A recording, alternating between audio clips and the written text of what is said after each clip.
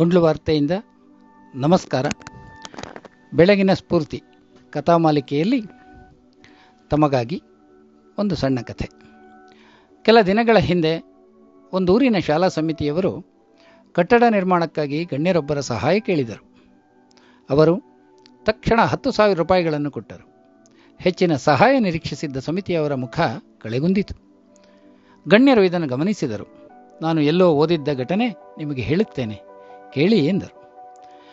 ಕಳೆದ ಶತಮಾನದಲ್ಲಿ ಡಾಕ್ಟರ್ ಕಾನ್ವೆಲ್ ಎಂಬ ಧರ್ಮ ಪ್ರಚಾರಕರಿದ್ದರು. ಅವರು ಎಕರ್ಸ್ ಆಫ್ ಡೈಮಂಡ್ ಎಂಬ ಜನಪ್ರಿಯ ಪುಸ್ತಕದ ಲೇಖಕರು. ಒಮ್ಮೆ ಅವರು ಚರ್ಚಿನ ಭಾನುವಾರದ ಶಾಲೆಯ ಮುಂದೆ ಒಬ್ಬ ಹರಕು ಬಟ್ಟೆಯ ಬಾಲಕಿ ಅಳುತ್ತಾ ನಿಂತಿದ್ದನ್ನು ಗಮನಿಸಿದರು. ವಿಚಾರಿಸಿದಾಗ ಬಾಲಕಿ, ನನಗೂ ಭಾನುವಾರದ ಶಾಲೆಗೆ ಹೋಗಲು ಇಷ್ಟ, ಆದರೆ ಸಭಾಂಗಣ ತುಂಬಿರುವುದರಿಂದ ನನ್ನನ್ನು ಒಳಗೆ ಬಿಡುತ್ತಿಲ್ಲ ಎಂದಳು. ಕಾನ್ವೆಲ್ಲರು ಆಕೆಯನ್ನು ಸಮಾಧಾನಪಡಿಸಿ ಒಳಗೆ ಹೋಗಲು ಅನುವು ಮಾಡಿಕೊಟ್ಟರು. ಬಾಲಕಿಗೆ ತುಂಬ ಸಂತೋಷವಾಯಿತು. ದುರದೃಷ್ಟವಶಾತ್ ಇದಾದ 2 ವರ್ಷಗಳ ನಂತರ ಆ ಬಾಲಕಿ ಅನಾರೋಗ್ಯದಿಂದ ಅಸುನೀಗಿದಳು. ಅವಳ ಅಂತ್ಯಕ್ರಿಯೆಯನ್ನು ಕಾನ್ವೆಲ್ಲರೇ ನೆರವೇರಿಸಬೇಕಾಯಿತು.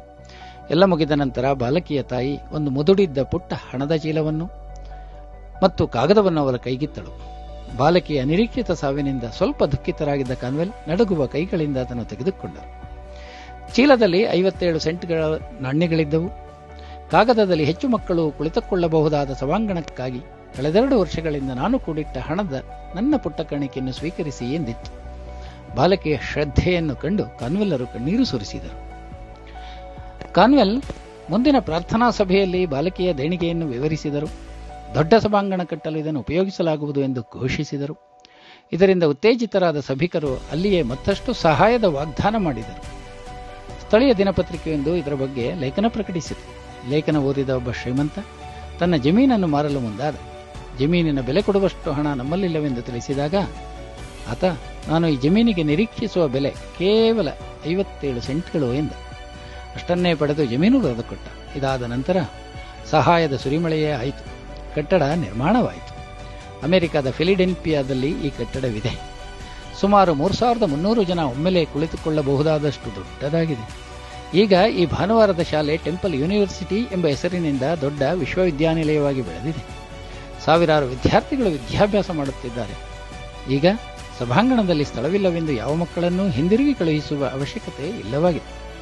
ಈ ವಿಶ್ವವಿದ್ಯಾನಿಲಯದ ಪ್ರಮುಖ ಕಟ್ಟಡದ ಕೊನೆಯೊಂದರಲ್ಲಿ 57 ಸೆಂಟ್ಗಳನ್ನು ದಾನ ಮಾಡಿ ಇದಕ್ಕೆಲ್ಲ ಕಾರಣಗಳಾದ ಆ ಪುಟ್ಟ ಬಾಲಕಿಯ ಭಾವಚಿತ್ರವಿದೆಯಂತೆ. ಈ ಘಟನೆಯನ್ನು ಹೇಳಿದ ಗಣ್ಯರು, ನಾನು ಹೀಗೆ 10,000 ರೂಪಾಯಿಗಳ ಮೊದಲೇ ಕಂತು ಕೊಟ್ಟಿದ್ದೇನೆ. ಇದೇ ರೀತಿಯ ಇನ್ನೂ 9 ಕಂತುಗಳನ್ನು ಕಟ್ಟಡ ನಿರ್ಮಾಣದ ಪ್ರಗತಿಯನ್ನು ತೋರಿಸಿ ನೀವು ಪಡೆಯಬಹುದು ಎಂದಾಗ ಕಳೆಗುಂದಿದ್ದ ಸಮಿತಿಯವರ ಮುಖ ಮತ್ತೆ ಬೆಳಗತೊಡಗಿತು. ಧನ್ಯವಾದ.